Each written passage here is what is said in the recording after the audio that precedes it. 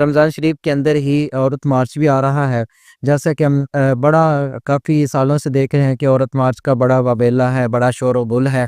تو اس حوالے سے آپ کیا کہتے ہیں؟ جی کہتے ہیں میرا جسم میری مرضی، آپ اس جملے کو کس نظر سے دیکھ رہے ہیں؟ اچھا، سب سے پہلے اس میں ہمیں یہ دیکھنے کی ضرورت ہے کہ عورت مارچ شروع کب ہوا۔ جی جی بالکل۔ پھر اس میں یہ چیز آئے گی کہ عورت مارچ شروع کیوں ہوا۔ تو پہلے ہم اس چیز کو ڈسکس کرتے ہیں کہ عورت مارچ شروع کب ہوا۔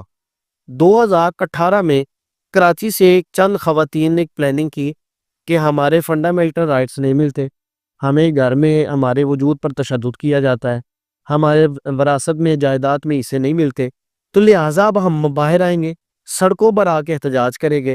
اور 2018 سے کنٹینیوسلی اب یہ 8 مارچ کو خواتین ہر شہر کے چوکوں میں، بازاروں میں اکٹھی ہوتی ہیں اور ایسے نعرے لگاتی ہیں کہ جن کا اللہ اور اس کے رسول صلی اللہ علیہ وسلم کے احکامات کی نافرمانی نظر آتی ہے۔ ایسی اب اگر آپ دیکھیں کہ یہ جو خواتین گھروں سے باہر نکل کر آتی ہیں، ان سے یہ سوال کیا جائے کہ آپ لوگ باہر آتی کیوں ہیں، تو وہ ان کا جواب یہ ہوتا ہے کہ ہمیں ہمارے رائٹس نہیں ملتے۔ حالانکہ علامہ صاحب جو انہوں نے اپنے رائٹس لینے ہیں وہ اپنے گھر کے مردوں سے لینے ہیں، تو باہر تو ان کے گھر کے مرد نہیں ہیں، اگر انہوں نے اپنی بات منوانی ہے تو اپنے گھر میں رہ کے اپنے مردوں سے منوائی جائے، باہر نکلنے کا تو مقصد نہیں بنتا ان کا۔ اس کا مقصد یہ ہے کہ ایک عورت کی جو وجود ہوتا ہے اس کو سمجھنا بڑا مشکل ہے جی۔ اس کی وجہ یہ ہے کہ خاتون کی جو زندگی ہوتی ہے اس کو یہ لگتا ہے کہ جب میں رو کر یا اپنے ایموشنز لوگوں کے سامنے رکھوں گی تو لوگ یہ سمجھیں گے کہ شاید یہ مظلوم ہے۔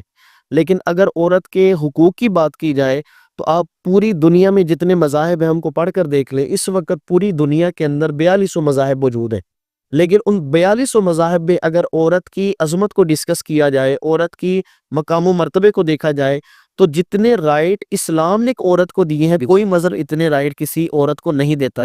یہ وہی عورت تھی کہ جس کو زندہ دفن کر دیا جاتا تھا، یہ وہی عورت تھی کہ خاوند کے انتقال کے بعد بیٹا اس کے ساتھ نکاح کرتا تھا، منڈی میں بیچ دیا جاتا تھا۔ لیکن اسلام کی خوبصورتی کیا ہے؟